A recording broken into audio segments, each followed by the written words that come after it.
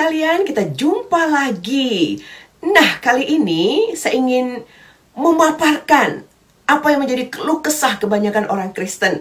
Nah, mereka bertanya, kenapa ya? Kok katanya dia orang Kristen? Kok bawaannya mutung terus? Kok bawaannya marah terus? Kok bawaannya nggak bagus? Tidak layak seperti orang Kristen. Sama aja dengan orang-orang yang bukan Kristen.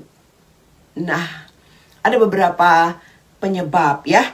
Pertama, bisa saja dia menjadi orang Kristen yang tahu Yesus. Orang Kristen yang tahu Yesus itu artinya orang yang beragama Kristen dan terdaftar di KTP ya, agamanya Kristen. Jadi dia hanya tahu Yesus sebagai ilmu pengetahuan agama dan ilmu pengetahuan karakter. Nah, orang yang percaya Yesus atau orang Kristen itu beda lagi. Nah, orang Kristen adalah orang yang percaya kepada Yesus Kristus. Kalau Yesus inilah solusi dalam hidup dia. Artinya begini, manusia itu kan suatu hari nanti akan meninggal dunia. Dan kebanyakan manusia kan tidak yakin kemana dia akan pergi setelah meninggal dunia. Nah, setelah dia mengerti, faham bahwa Yesuslah satu-satunya Allah, Tuhan yang sudah datang ke dunia untuk menyelesaikan rasa takutnya ini akan kematian, dia percaya, dia buka hatinya. Nah, itu artinya orang Kristen.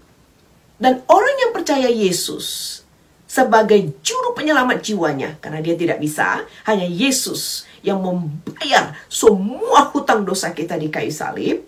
Dia percaya, Alkitab berkata seperti ini. Namun aku hidup, tetapi bukan lagi aku sendiri yang hidup, melainkan Kristus yang hidup di dalamku. Nah, ini ada dalam Galatia 2 ayat 20 loh. Banyak orang tidak memahami kalau orang yang udah percaya Yesus itu dia tidak pernah seorang diri. Dia ada Yesus di dalam hatinya. Bahkan dia dimeteraikan lagi dengan Roh Kudus. Dan Roh Kudus itu Tuhan. Roh Kudus itu Allah. Jadi Tuhan Yesus mau tinggal di dalam hati orang yang percaya. Wow, kan ini hebat. Allah pencipta langit dan bumi mau datang tinggal di dalam hati kita. Untuk apa dia mau datang tinggal di dalam hati kita?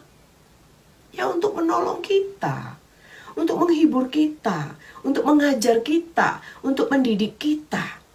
Itulah fungsinya Yesus tinggal di dalam hati kita. Dan saya yakin, kalau orang yang percaya Yesus, dia tahu di mana posisi dia tahu di mana Allah itu sebenarnya, bahwa Allah itu ada di dalam hatinya, maka dia akan tetap berkomunikasi dengan Yesus di dalam hatinya, dan Yesus ini akan menolong dia untuk bergembira, untuk sukacita, untuk bisa damai, mengampuni orang lain, dan untuk bisa menolong orang lain, bersikap sopan dan santun, bersikap murah hati, baik hati, mendorong orang lain. Nah, itu kan karakternya Yesus. Dan kalau Yesus sudah di hati kita, perlahan-lahan sebagaimana kita bertumbuh secara rohani, itu akan muncul. Itulah hebatnya Yesus itu. Bukan hanya dia tinggalkan kita seorang diri, tapi ketika kita percaya kepadanya, Yesus tinggal di dalam hati kita. Jadi kita tidak pernah seorang diri lagi. Ingat itu ya teman-teman sekalian. Kita tidak pernah seorang diri lagi. Ada Yesus, juru penyelamat kita di dalam hati kita. Terima kasih Tuhan Yesus.